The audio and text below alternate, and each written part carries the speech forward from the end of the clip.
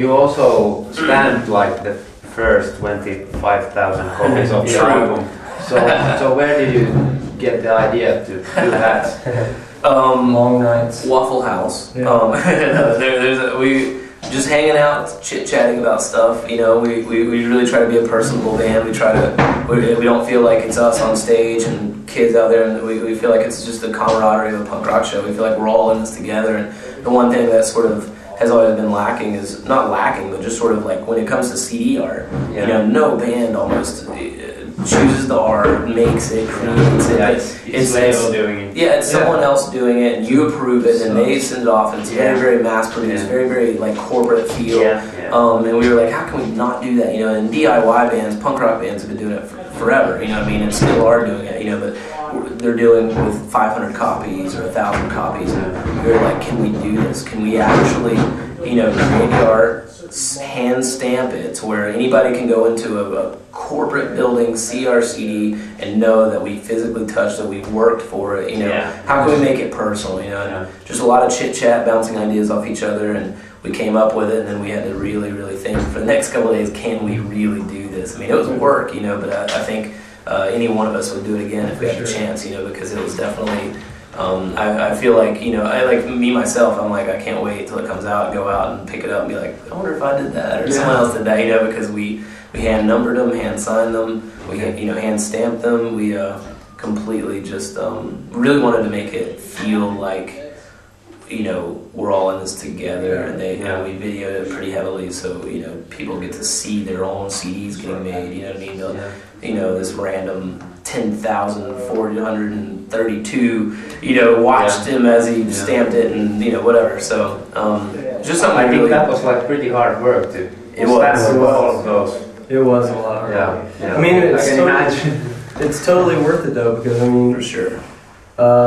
There's just so, like, just the way the music business is now, it's just kind of sad how there's just this huge gap between the stage and, you know, the kids, and like that's not what we represent at all, but yet we've been forced to live by those rules, and so that was kind of like our labels doing those rules, and we're just like, we need to, this is not representing who we are, you know, and so we need to get away from it. And that was the main, that was like the base of the whole And it was cool, you know, like I said, we're not creating anything new. I mean, it's been going on for years, still goes on. You know, punk rock bands have been doing this, you know, without the help of a label, without the blessing of a label, but without the curse of a label, you know, and we were just sort of like, you know, can we do this with such high numbers, you know, almost 30,000 CDs, and you know, can we pull this off, and still maintaining a busy tour schedule and stuff like that. That was the only real chore, you know, fitting it in between this tour, actually, you know, making sure we get done, because if we don't get done, it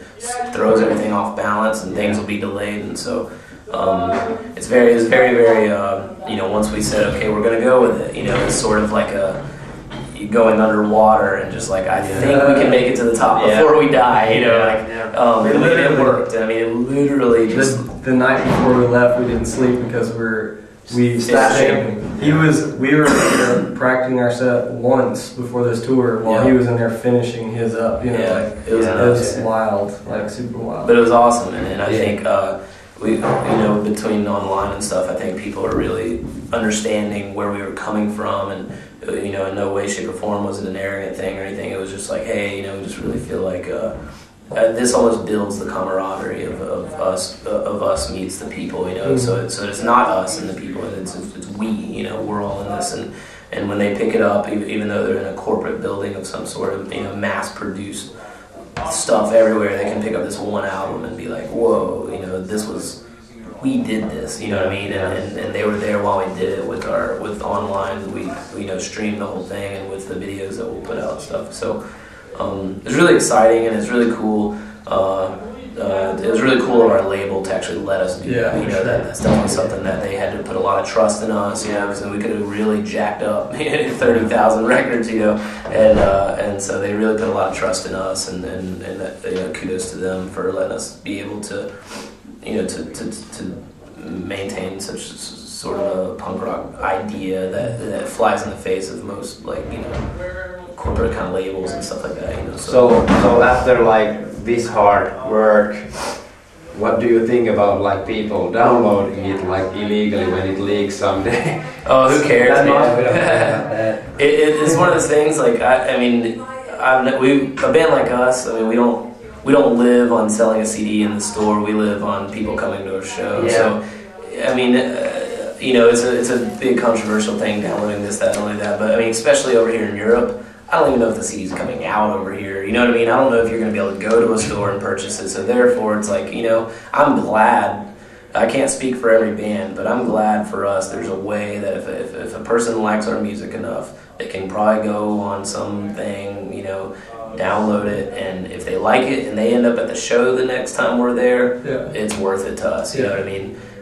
Especially overseas. You know what I mean? In the States, it's a little different because you can almost guarantee it'll be in a store here or there, maybe. But overseas, I mean, dude, I'm glad it's able to be done. And again, I can't speak for every band, but as far as us, I mean, we're concerned, it's like I'd much rather have someone at the show because that's a personal experience. That's me, you know, hanging out with you, a person, you know, a human body, not just a head, you know what I mean, or not just some kid that bought our record and we never see them or whatever. But so, you know, that's one of those things. Like, it's kind of controversial, and it's kind of you know, every band has their own views. I know for us, though, I mean, we live on the live show. That's what keeps us able to go to the next show in the next country and the next, you know, pay for the gas and this, that, and the other. So, I mean, we're all about it. I mean, we did do a lot of hard work, but it's like we did that kind of for ourselves as well as, you know what I mean, as well as the being able to, like, the camaraderie with people, you know. So if they downloaded it or something over here, I mean,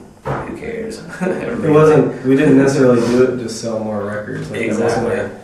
That wasn't the mentality behind it anyway. So if people were to take it, then I mean, as an artist, you want the most people to be able to enjoy the art. Yeah. So who cares if you're paying for it or downloading it illegally? It's like, hey, you're listening. If you like it, you know, you're listening to our music. You're, you know, at the show the next time. Like, that's cool. I mean, that's what any artist wants. You know, people to enjoy it, to be blessed by it. So as long as that's happening, then who cares like how they obtained it? You know what I mean? So what's in the scope next for you guys? What kind of future plans do you have? We have a few tours coming up in the States. Do you have any plans to come into Europe in summertime? Not summertime necessarily. You don't do any festivals here, or?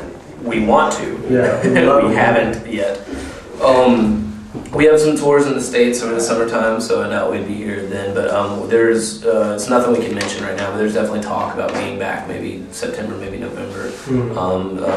There's talk of us doing a headline run over here as well as with a bigger band here and there. You know, so we'll see what actually pans out. It's kind of early to tell, but definitely be over here before the end of the year for sure.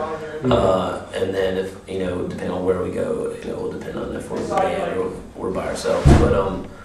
But yeah, I mean, we all love to travel. We all love Europe. We all love, like, you know, sort of like being able to experience everything, you know. So you can only tour the States so much, you know. So and we've definitely done that our fair share. So we're, you know, it's good for us to come over and stuff like that. So we you know, we definitely hit it as much as we can. Places. For sure, for sure. I mean, even if no kids show up at a show, it's like, hey, at least we got to experience that country, you know what I mean? Yeah. So really fun for us, and we definitely try to come over here as much as we possibly can to Europe, you know what I mean? This is our first time in Finland, and we're really excited, and hopefully we can make it a stop on every tour that we do, you know what I mean? So, well, thank you really much for all of you. Thank you for doing this with us.